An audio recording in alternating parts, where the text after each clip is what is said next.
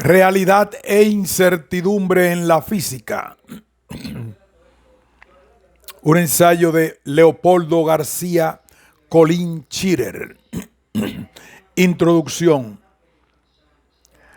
Antes de abordar el tema específico contenido en el título de este ensayo, es pertinente intentar definir realidad con la mayor claridad posible. En su conocida obra sobre el conocimiento humano, George Berkeley afirma lo siguiente: es evidente para cualquiera que examina los objetos del conocimiento humano que estos son o bien ideas impresas en los sentidos o bien aquellos que percibimos poniendo atención a las pasiones y operaciones de la mente, o finalmente ideas formadas con la ayuda de la memoria y de la imaginación, ya sea comprendiendo, dividiendo o escasamente representando aquellos objetos percibidos originalmente en las formas ya mencionadas. Por mi vista tengo las ideas de la luz, colores, con sus varios grados y variaciones. Por mi tacto percibo lo duro y lo suave, calor y frío, movimiento y resistencia, y de todos ellos, más o menos en cuanto a grados o cantidad. El olfato me proporciona olores, el paladar sabores, el oído transmite sonidos y la mente en toda su variedad de tono y composición. Y como muchos de estos se observa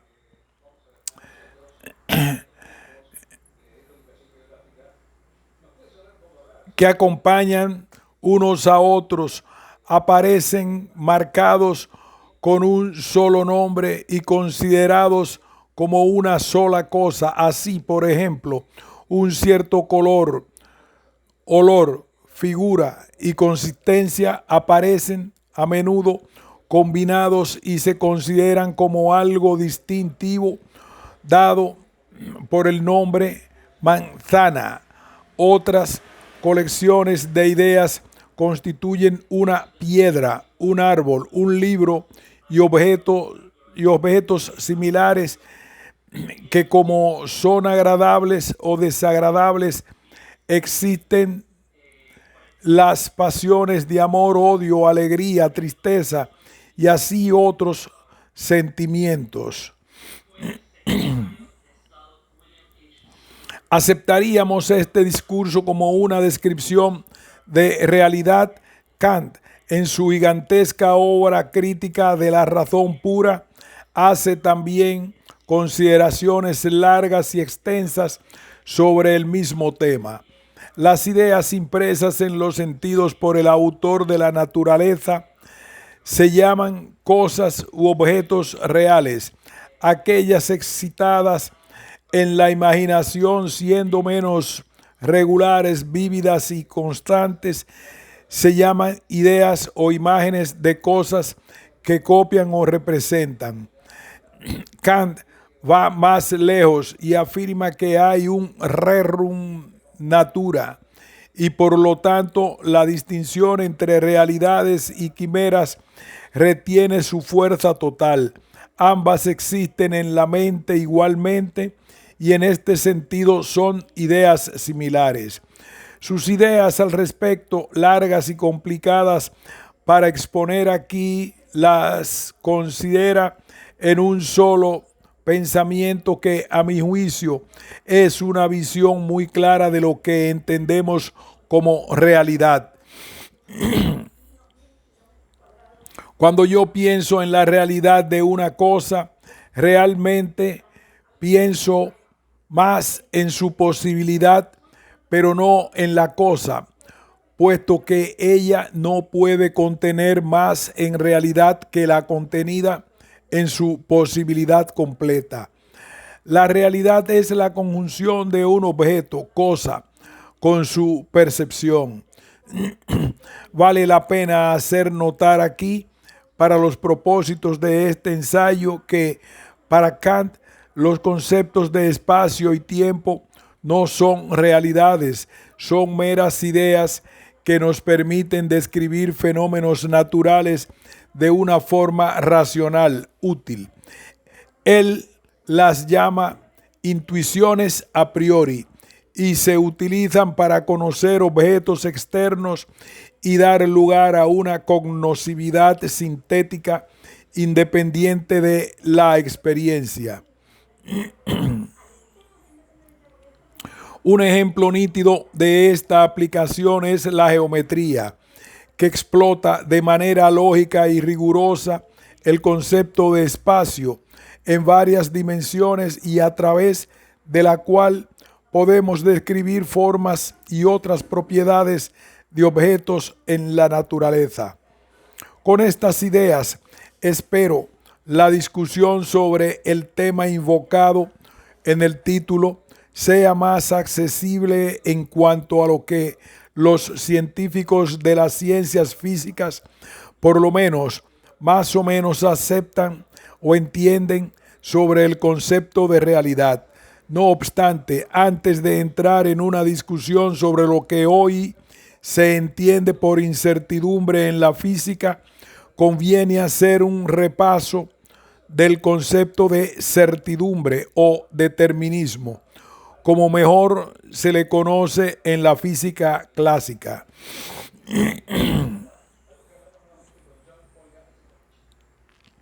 Determinismo y predictibilidad. Como entendemos, rigurosamente el determinismo fue introducido en las ciencias físicas por Laplace en 1814. Él imaginaba la existencia de un demonio superinteligente que a un instante de tiempo conoce el estado de todos y cada uno de los elementos que componen al universo, y más aún, tienen posibilidades ilimitadas para calcular. Este demonio tendría ante sus ojos todo el futuro y el pasado del universo. En realidad, Laplace tenía en mente el movimiento de los planetas y extrapolaba sus ideas a un universo compuesto por cuerpos interactuando entre sí. Esta definición es inútil. Tal demonio no existe y si existiera no podría comunicarse con nosotros. Una discusión más extensa sobre el concepto de determinismo está fuera de lugar. El problema aparece cuando los usuarios de esta visión determinística sustituyen al demonio de Laplace por un observador humano. Esto reduce el problema del determinismo a un plano más realista, ya que en las ciencias físicas estamos forzados a trabajar con datos incompletos e imprecisos y con ellos lo más que podemos intentar es predecir el comportamiento de un sistema u objeto. Y en efecto, el observador humano no tiene nunca en sus manos la información completa sobre todos los elementos que componen a un fenómeno dado. Lo más que podemos garantizar es la precisión con que puede determinarse un evento en la naturaleza.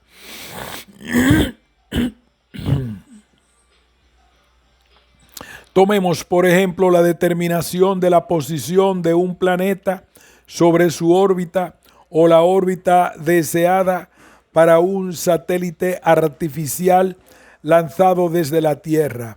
La precisión con que pueden determinarse ambos eventos descritos matemáticamente por las ecuaciones diferenciales de la mecánica newtoniana es pasmosa.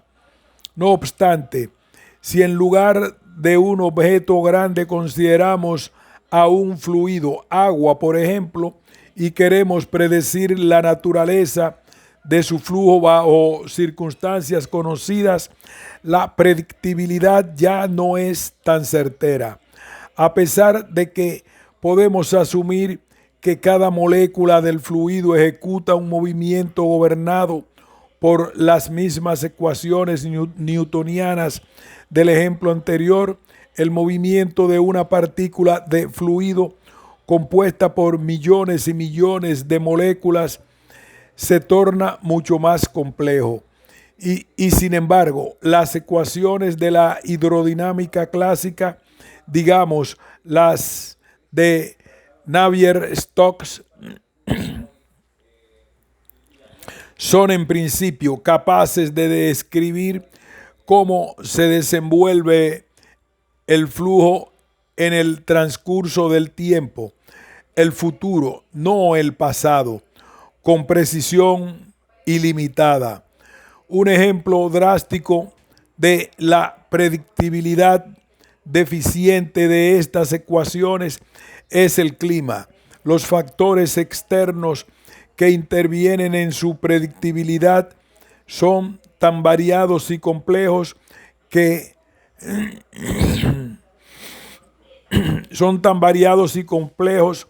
las ecuaciones hidrodinámicas tienen que complementarse con mucha información adicional, casi al grado de que la predictibilidad del clima tiene más un cariz probabilístico.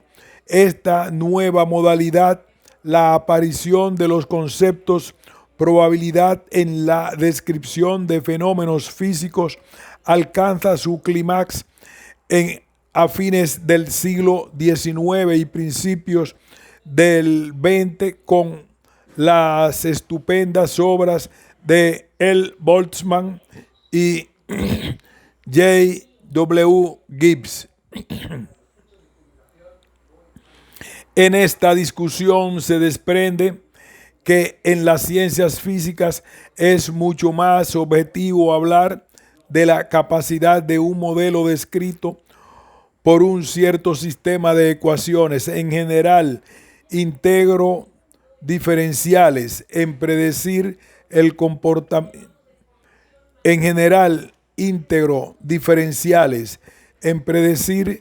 comportamiento, de un fenómeno, un objeto o un conjunto de objetos dados, que persistir en conservar el concepto de determinismo, el cual, en el sentido de Laplace, tiene un cariz muy filosófico.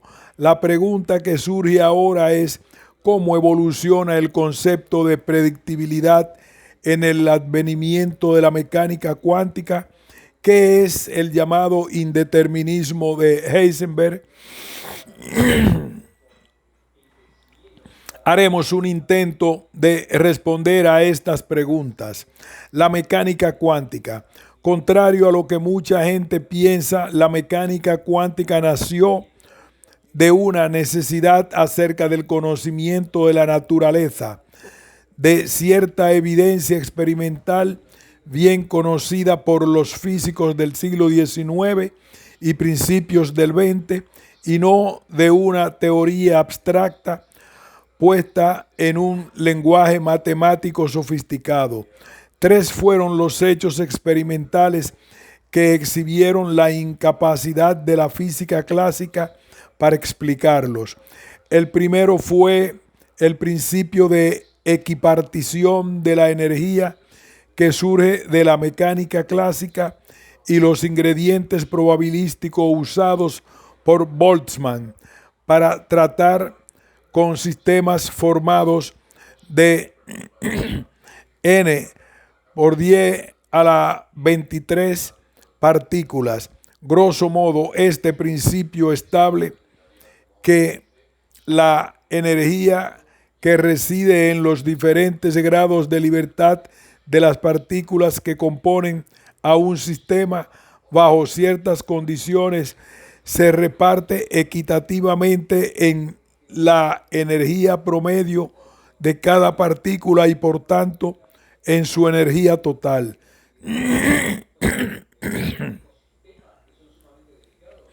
Esto da lugar a que cantidades fácilmente medibles como los calores específicos de sólidos y gases, especialmente arrojen valores teóricos que no concuerdan con el experimento. El segundo fue el famoso problema de la radiación del cuerpo negro.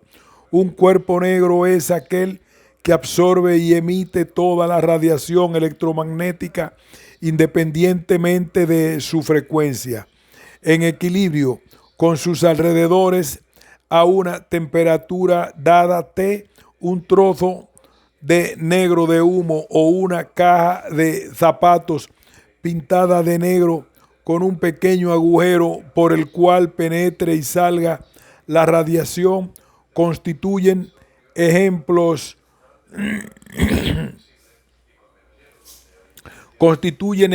aceptables de dicho cuerpo. La propiedad o atributo más significativo de un cuerpo negro es su densidad de energía. Esto es, la energía por unidad de volumen contenida en un cierto intervalo de frecuencia. Hasta 1900, el gran físico alemán Max Planck pudo dar una deducción teórica para dicha cantidad que concordara con los datos experimentales que ya se conocían en ese entonces y cubrían desde el infrarrojo hasta el ultravioleta. Para ello, Planck tuvo que suponer que la radiación emitida o absorbida por los radiadores elementales que constituyen el cuerpo negro y cuya naturaleza es totalmente irrelevante debido a la ya conocida ley de Kirchhoff, solo pueden emitir o absorber paquetes discretos de energía.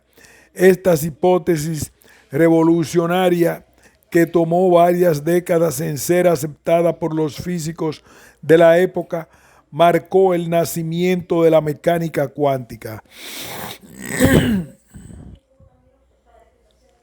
El tercer factor decisivo que exhibió la incapacidad de la física clásica para explicarlo fue la regularidad observada en las llamadas líneas espectrales, que son nada menos que las huellas dactilares de cada uno de los elementos químicos.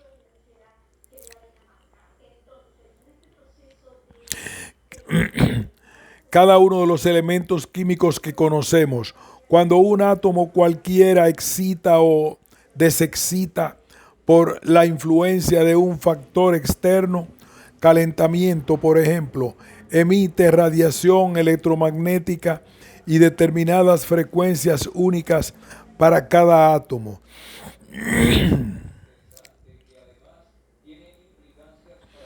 Desde 1885, en que el numerólogo aficionado y profesor de escuela J. Balmer pudo darle un cariz de regularidad a las líneas espectrales características de dichas emisiones del átomo de hidrógeno, los espectroscopistas de todo el mundo se volcaron sobre el problema de intentar encontrar un patrón de regularidad que fuera común a los espectros de todos los elementos. En 1907, Hugh Ritz finalmente resolvió el problema a través del llamado principio de combinación de Ritz.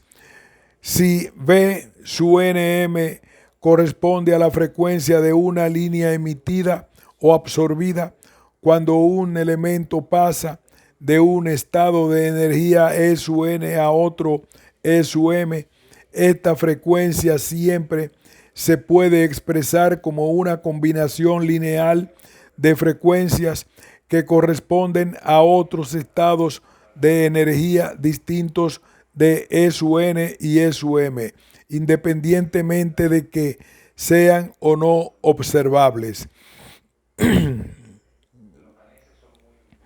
Esto no puede explicarse por las leyes de la física clásica.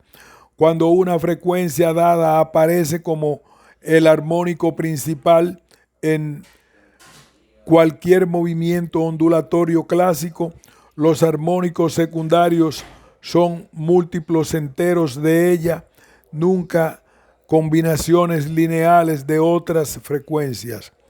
Este no es el sitio ni el momento adecuado para hacer una narración exhaustiva del desarrollo de la mecánica cuántica. Baste señalar que el siguiente paso que se dio después del trabajo de Planck fue el famoso artículo de Einstein de marzo de 1905 sobre un enfoque heurístico acerca de la emisión y transformación de la luz. En él, Einstein dice: hay una diferencia formal profunda entre la concepción teórica que tienen los físicos con respecto a los gases y otros cuerpos ponderables y la teoría de Maxwell sobre procesos electromagnéticos en el vacío.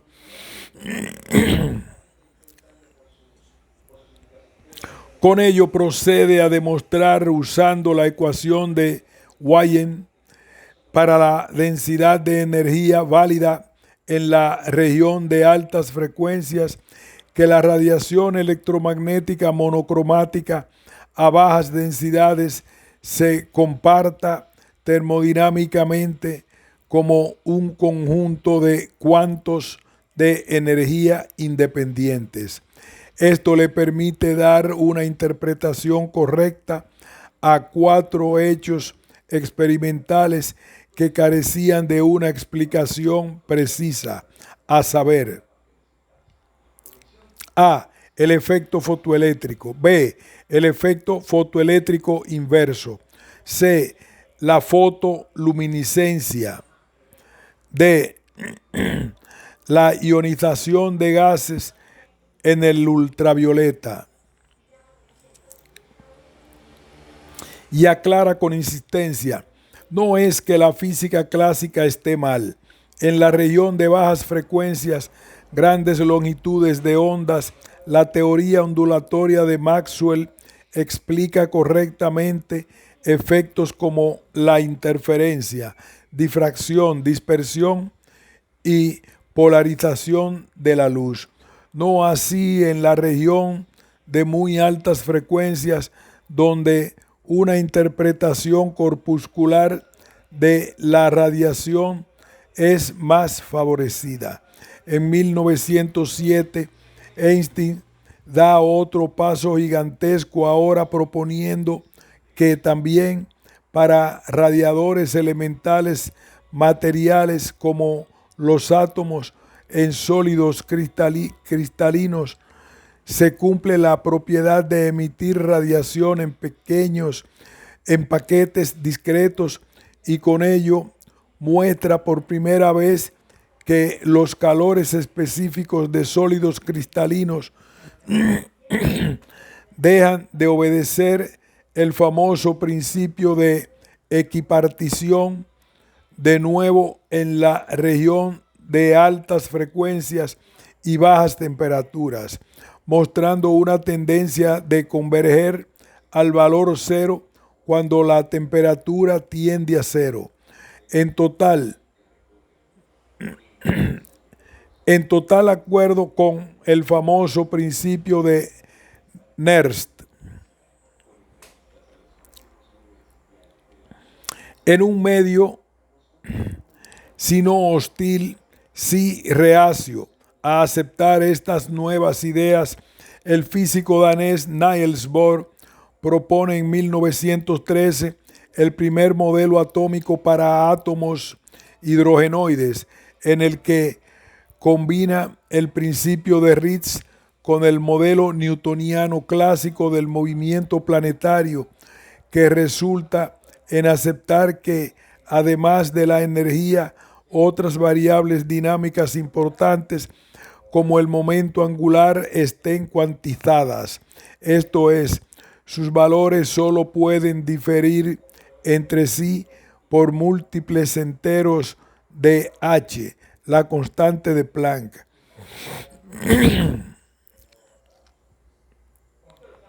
A pesar de sus logros, el modelo de Bohr fracasó estrepitosamente unos años más tarde, lapso en el cual Einstein da una interpretación diferente de los procesos de emisión y absorción de radiación entre moléculas en equilibrio a una temperatura T, y en un trabajo no muy conocido, 1916, introduce por vez primera el concepto de ímpetu asociado a un cuanto de energía. Damit sin die ich quanten so God why gesichert. Con ello, la existencia de los cuantos de luz es prácticamente cierta, expresa en una carta personal a su amigo en Beso.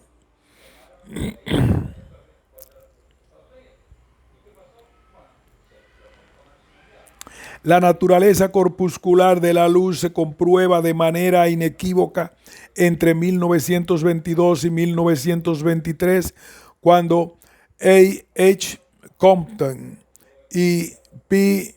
Davy, de manera independiente, llevan a cabo sus experimentos, y con ello el cuanto de luz, bautizado como fotón en 1926 por G. N. Lewis, exhibe claramente sus propiedades corpusculares.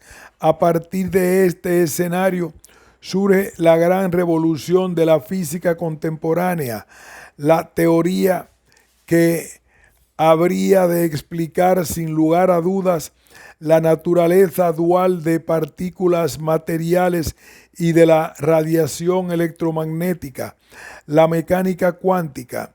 A grandes rasgos, esto ocurre entre 1923 y 1926, siguiendo tres vertientes en apariencia diferentes. En 1923, el físico francés L. de Broglie hace notar, mediante un ingenioso y elegante argumento de simetría, que si a un fotón cuya masa en reposo es cero se le puede asociar un ímpetu, entonces a una partícula material de masa diferente de cero se le puede asociar una onda, cuya longitud de onda multiplicada por su ímpetu debe ser igual a h, la constante de Planck.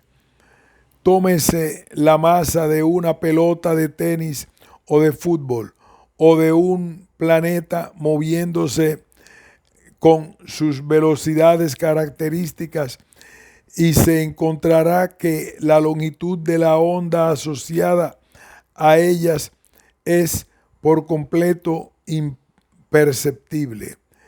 Pero tómese un protón, un electrón o un neutrón a velocidades pequeñas comparadas con la velocidad de la luz, y la longitud de onda tiene un orden de magnitud muy cercano a las distancias características del microcosmos, esto es, distancias interatómicas en cristales, por ejemplo. Y es en este dominio donde surgió la gran polémica, ondas o corpúsculos. Pero antes de adentrarnos a ella, veamos las otras dos corrientes del pensamiento tras de la mecánica cuántica. En 1925, el famoso físico alemán Werner Heisenberg hizo notar que el fracaso de la teoría de Bohr provenía esencialmente de continuar utilizando conceptos típicos de la física macroscópicas, posiciones, velocidades, órbitas, etc., que no son observables en el mundo atómico. Lo que se observa en estos sistemas son intensidades, energía de líneas espectrales y sus frecuencias y longitudes de onda. Con ello pudo elaborar una teoría matemática de sistemas atómicos llamada mecánica matricial, porque eventualmente en colaboración con M. Born, con ello pudo elaborar una teoría matemática de sistemas atómicos llamada mecánica matricial, porque eventualmente en colaboración con Max Born y P. Jordan pudieron establecer que los objetos matemáticos de dicha teoría y su correspondiente álgebra correspondía al álgebra matricial ya conocida por Cayley desde 1858. Pero lo importante a destacar aquí del método de Heisenberg es que debido a la no conmutabilidad del producto entre dos matrices, existen magnitudes físicas como la posición y el ímpetu, a los cuales se les asocian matrices que no conmutan entre sí, y esto se traduce en la práctica en que no son simultáneamente medibles. La importancia de este resultado la veremos y apreciaremos más adelante. Por último, y casi de manera simultánea con su propuesta, de Broglie y sobre todo Erwin Schrödinger se dan a la tarea de buscar la representación matemática de esa misteriosa onda que puede asociarse con una partícula material. En un trabajo publicado en 1926 y haciendo una analogía muy sutil entre los principios de la óptica física y los métodos avanzados de la mecánica clásica, Schrödinger establece dicha ecuación, que por cierto no es una ecuación de ondas en el sentido literal de la palabra, sino una ecuación del tipo difusivo. El gran problema que surge aquí es que la función que satisface dicha ecuación y que en esencia describe los estados accesibles a un sistema cuántico puede ser una cantidad compleja y por lo tanto carece de un sentido físico, realidad física concreto.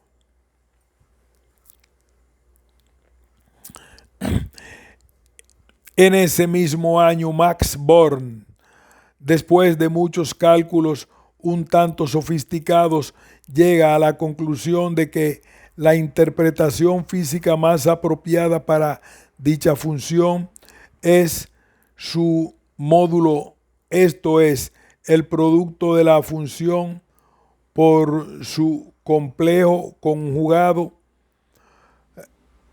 representante,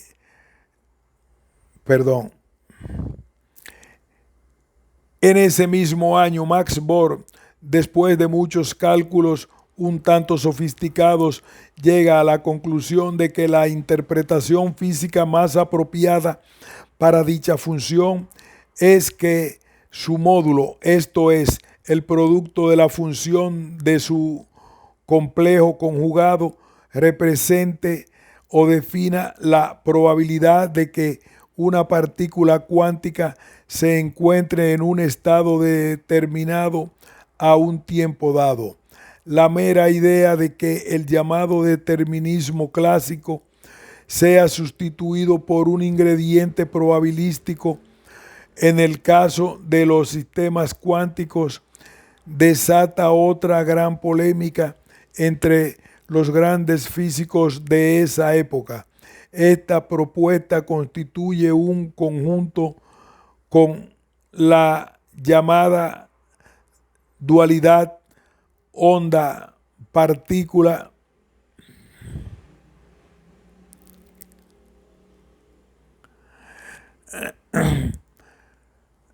cuyas las bases de la discusión que aquí se persigue.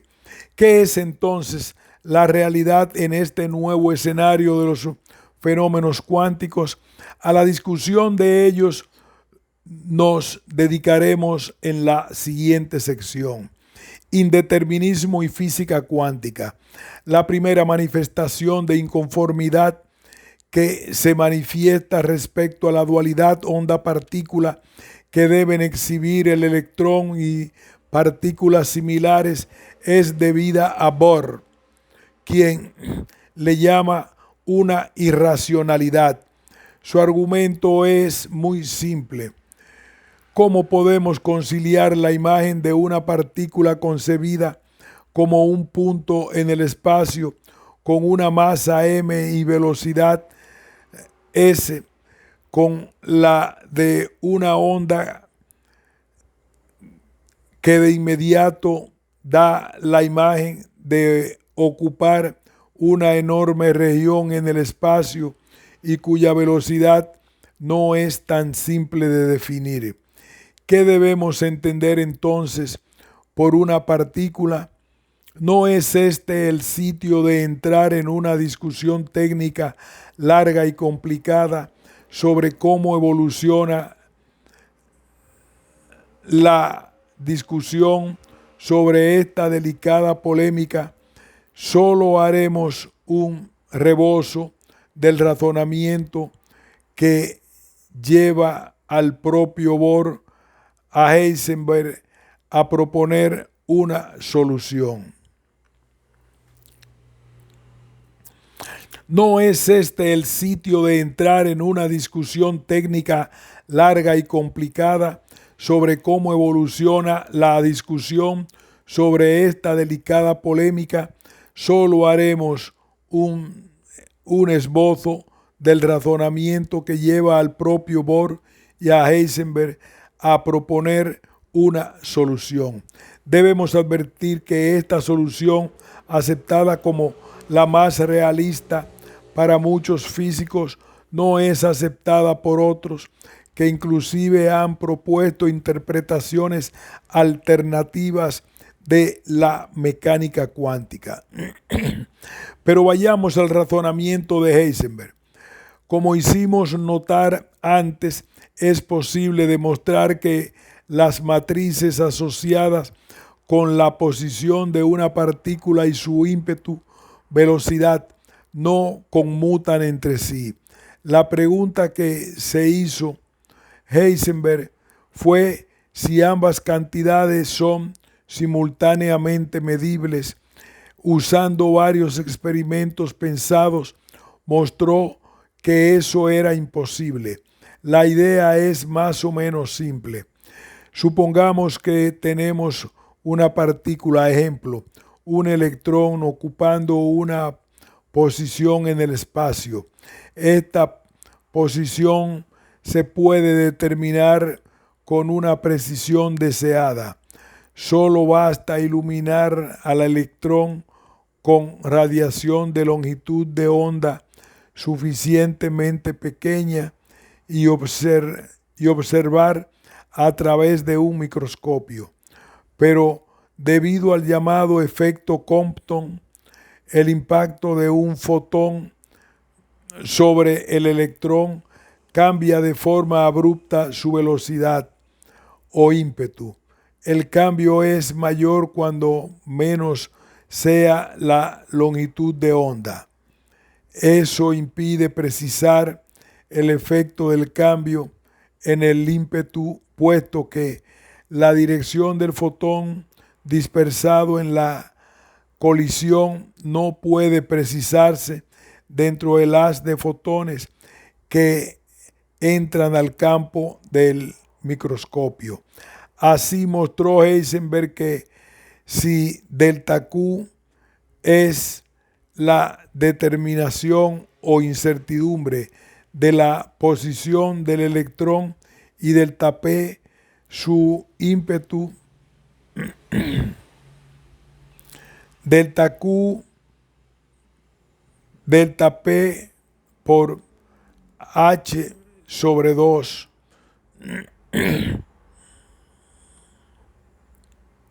El producto de la incertidumbre nunca puede ser menor que la constante de Planck dividida entre 2. Algo similar ocurre si queremos determinar la energía de una partícula a un tiempo t determinado. Si delta E y delta T son las respectivas incertidumbres, delta E por delta T por H sobre 2.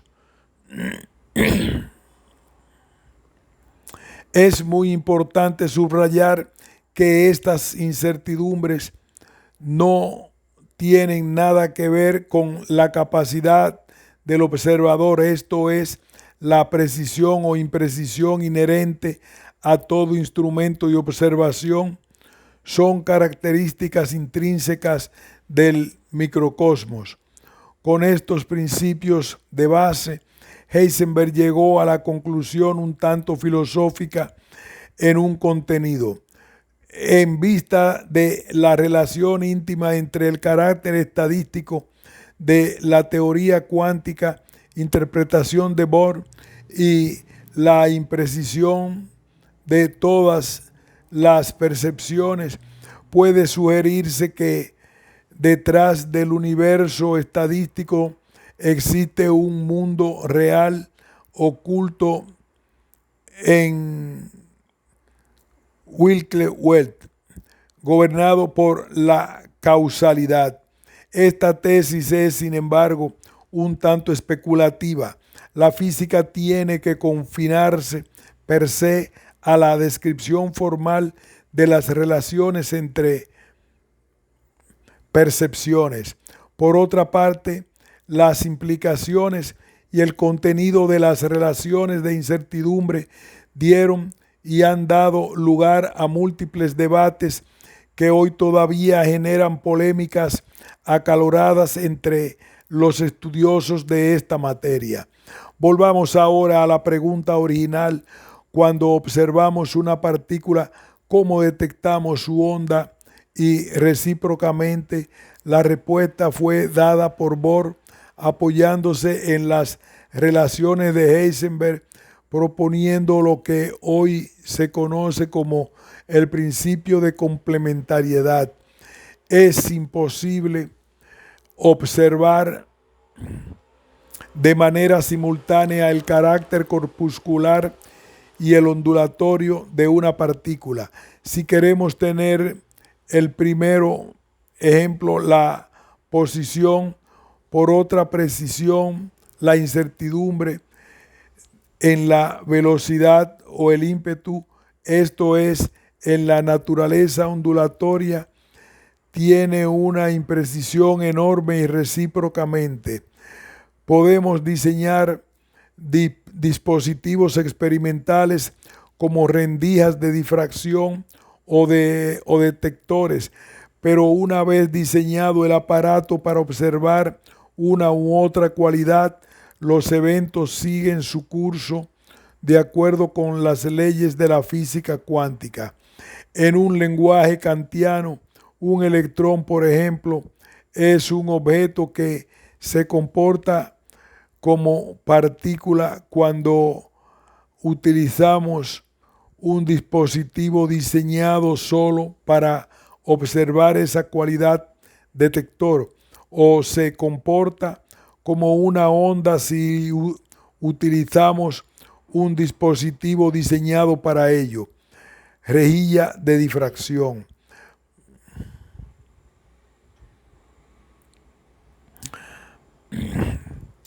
Más aún, de acuerdo con Max Born, en uno u otro caso, solo podemos establecer la probabilidad de que el evento ocurra. La mecánica cuántica, como la mecánica estadística de Boltzmann-Gibbs, solo permite predecir eventos naturales probabilísticamente, aunque por razones muy diferentes y para sistemas microscópicos en el primer caso y macroscópicos en el segundo. Esta visión de una mecánica cuántica es consistente con los resultados obtenidos en múltiples y variadas aplicaciones, lo que a juicio de muchos autores la hace una teoría válida para describir los fenómenos para los cuales fue diseñada. Hay, sin embargo, otros autores que jamás aceptaron esta interpretación, entre los cuales Einstein fue el principal adversario. Su punto fue que el mundo real no está gobernado por las leyes de la probabilidad. La teoría final que describa a todos los fenómenos del microcosmos debe ser determinista y por lo tanto la mecánica cuántica en su contenido arriba descrito es sólo una teoría aproximada. En sus palabras afirmó que debemos buscar un marco teórico más fundamental que permita una descripción de fenómenos independientemente de estas condiciones. Realidad objetiva. La mecánica cuántica es una manifestación incompleta de tal teoría. En 1935 publicó un trabajo con Podolsky y Rosen, hoy conocido como el trabajo EPR, en el cual manifestaban que sin afectar en la forma alguna, en la cual manifestaban que sin afectar en forma alguna podemos predecir con certidumbre módulo de la función de ondas igual a la unidad, el valor de una cantidad física, entonces existe un elemento de realidad física correspondiente a dicha cantidad. Como Bohr les respondió ese mismo año, EPR no conduce a ningún cambio con la interpretación de la mecánica cuántica. No obstante, en los últimos 70 años, muchos autores, unos no muy distinguidos y otros muy distinguidos, han insistido en promover teorías y hasta pseudoteorías, buscando interpretaciones alternativas, no en forma exitosa. Por cierto, no insistiremos más en este punto. Metáforas y ficciones. Es importante realizar este ensayo con algunas reflexiones. Es importante finalizar este ensayo con algunas reflexiones sobre la forma en que muchas ideas, principios o leyes de las ciencias se utilizan de forma inadecuada para representar, describir y en ocasiones explicar eventos que ocurren en la vida diaria y que están fuera del contexto donde son válidas. Esto genera metáforas y ficciones que no corresponden a la realidad y tergiversan el sentido real de los hechos. Hay que recordar que una ficción se estudia, un mito crece sin intención. Veamos primero un caso típico de una ciencia macroscópica, la termodinámica. En ella, el concepto de entropía, elusivo y resbaladizo, como aparenta, es muy preciso.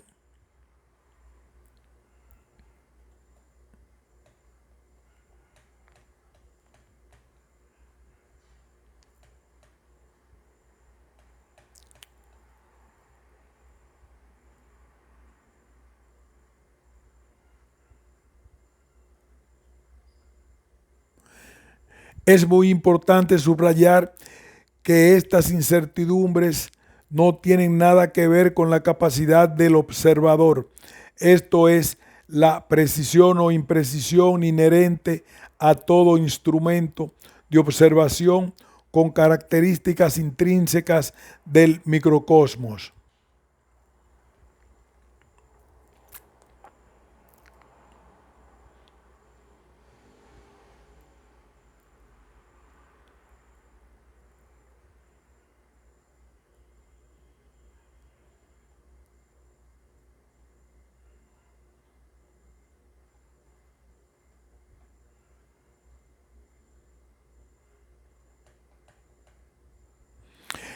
En un medio, si no hostil, sí reacio a aceptar estas nuevas ideas, el físico danés Niels Bohr propone en 1913 el primer modelo atómico para átomos hidrogenoides, en el que combina el principio de Ritz con el modelo newtoniano clásico del movimiento planetario, que resulta en aceptar, además de la energía, otras variables dinámicas importantes como el momento angular estén cuantizadas, esto es, sus valores solo pueden diferir entre sí por múltiplos enteros de h, la constante de Planck.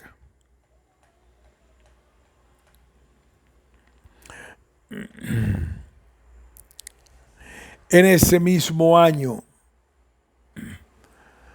Max Born, después de muchos cálculos un tanto sofisticados, llega a la conclusión de que la interpretación física más apropiada para dicha función es que su módulo, esto es el producto de la función por su complejo conjugado, represente o defina la probabilidad de una partícula cuántica que se encuentre en un estado determinado a un tiempo dado.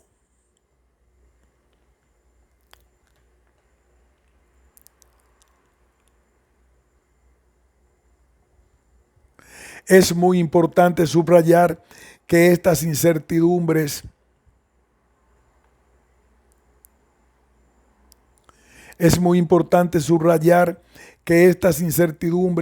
no tienen nada que ver con la capacidad del observador, esto es, la precisión o imprecisión inherente a todo instrumento de observación, que son características intrínsecas del microcosmos. Con estos principios como base, Heisenberg llegó a la conclusión un tanto filosófica en su contenido, en vista de la relación íntima entre el carácter estadístico de la teoría cuántica, interpretación de Born, y la imprecisión de todas las percepciones. Puede sugerirse que detrás del universo estadístico existe un mundo real oculto, eine Wirklichkeit, gobernado por la causalidad.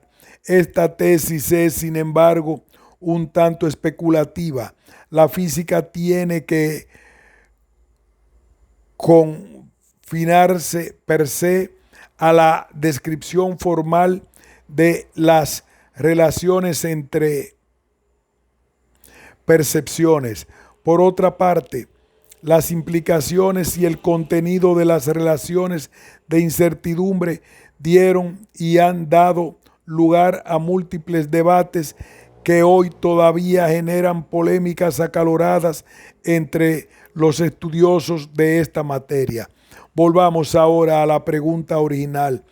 Cuando observamos una partícula, ¿cómo detectamos su onda? Y recíprocamente, la respuesta fue dada por Bohr, apoyándose en las relaciones de Heisenberg, proponiendo lo que hoy se conoce como el principio de complementariedad.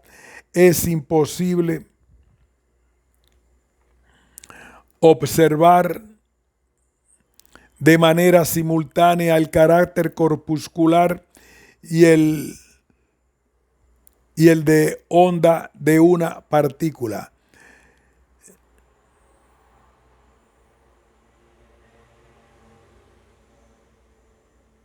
Si queremos tener el primero, por ejemplo, la posición con toda precisión, la incertidumbre en la velocidad o el ímpetu, esto es, en la naturaleza ondulatoria, tiene una imprecisión enorme y recíprocamente. Podemos diseñar dispositivos experimentales como rendijas de difracción o detectores, pero una vez diseñado el aparato para observar una u otra cualidad, los eventos siguen su curso de acuerdo con las leyes de la física cuántica. En un lenguaje kantiano, un electrón, por ejemplo, es un objeto que se comporta como una partícula cuando utilizamos un dispositivo diseñado solo para observar esa cualidad detector, o se comporta como una onda si utilizamos un dispositivo diseñado para ello, rejilla de difracción. Más aún, de acuerdo con Max Born, en uno u otro caso, solo podemos establecer la probabilidad de que el evento ocurra.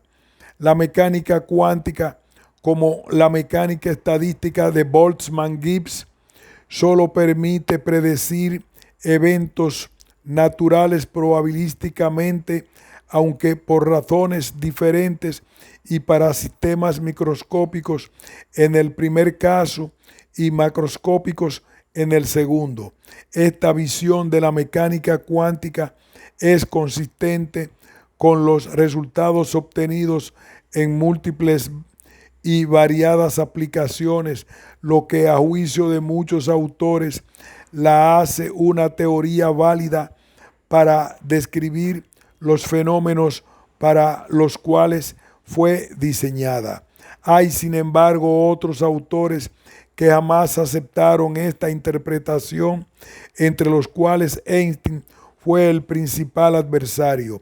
Su punto fue que el mundo real no está gobernado en las leyes de la probabilidad.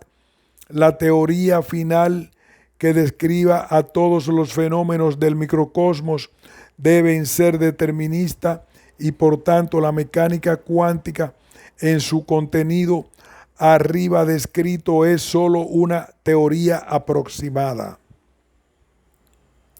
En sus palabras, afirmó que debemos buscar un marco teórico más fundamental que permita la descripción de fenómenos independientemente de estas condiciones.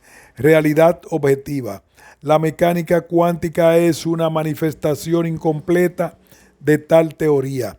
En 1935 publicó un trabajo con Podolsky y Rosen, hoy conocido como el trabajo EPR, en el cual manifestaba que, sin afectar en forma alguna, podemos predecir con certidumbre, módulo de la función de ondas igual a la unidad, el valor de la cantidad física. Entonces existe un elemento de realidad física correspondiente a dicha cantidad. Como Bohr les respondió ese mismo año, EPR no conduce a ningún cambio en la interpretación de la mecánica cuántica. No obstante, en los últimos 70 años, muchos autores, unos no muy distinguidos, otros muy distinguidos, han insistido en promover teorías y hasta pseudoteorías buscando interpretaciones alternativas, no en forma exitosa, por cierto. No insistiremos más en este asunto.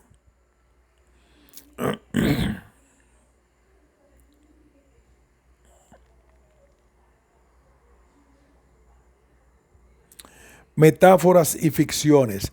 Es importante finalizar este ensayo con algunas reflexiones sobre la forma en que muchas ideas, principios o leyes de las ciencias se utilizan de forma inadecuada para representar, describir y en ocasiones explicar eventos que ocurren en la vida diaria y que están fuera del contexto donde son válidas. Esto genera metáforas y ficciones que no corresponden a la realidad y tergiversan el sentido de los hechos. Hay que recordar que una ficción se estudia, un mito crece sin intención. Veamos primero un caso típico de una ciencia macroscópica, la termodinámica. En ella el concepto de entropía, elusivo y resbaladizo, como aparenta, es muy preciso, como la presión, el volumen, la temperatura, magnetización, etc. Es otro atributo en esta lista que sirve para caracterizar el estado de un sistema. No obstante, muy a menudo leemos en la literatura y a veces de físicos eminentes que la entropía es una medida del desorden. Esto no solo es metafórico, sino falso. Para hablar de desorden, primero hay que definir orden, y esto, como cualquier lector lo adivinará, es subjetivo. ¿Qué es orden? Aparte de la connotación ética de la palabra, no es posible definir orden unívocamente. Luego, hablar de desorden es vago, incierto. La entropía es una medida de la organización que un observador le impone a un sistema en términos de las restricciones y procesos bajo los cuales lo va a estudiar. Estudiar entropía para inferir caos financiero, desórdenes sociales, características del universo, son meras ficciones. Otro ejemplo típico se origina a raíz del descubrimiento de las relaciones de incertidumbre o principio de incertidumbre de Heisenberg. En algunos artículos de divulgación, uno se encuentra con afirmaciones como la siguiente: las leyes de la mecánica cuántica determinan si el experimento elegido mostrará el carácter corpuscular u ondulatorio de un objeto. La realidad no corresponde a algo observable. Como se dijo antes, ocurre todo lo contrario. También se lee: he ahí la ciencia misma dice que no nos proporciona certidumbre. Algo más lo debe hacer, algo sobrenatural, Dios. Esto es grotesco. Es ignorar por completo la diferencia en escalas entre fenómenos cuánticos y fenómenos macroscópicos. Las relaciones se aplican a electrones, átomos, moléculas, etc., pero no a un automóvil, a una pelota de tenis o a la luna. La gran mayoría de la población de este planeta lleva una vida constituida por hechos, observaciones, vivencias, etc., donde para nada interviene el indeterminismo cuántico. Y los que utilizan a la física cuántica viven con él en perfecta armonía. Así lo han mostrado más de 60 años de aplicaciones exitosas de esta rama de la física. Las metáforas que provienen de conceptos científicos pueden ser útiles en el dominio donde es válido el concepto. Extrapolarlos sin límite puede ser dañino y peligroso, pues no reflejan para nada la realidad objetiva. Fin de este ensayo tan importante.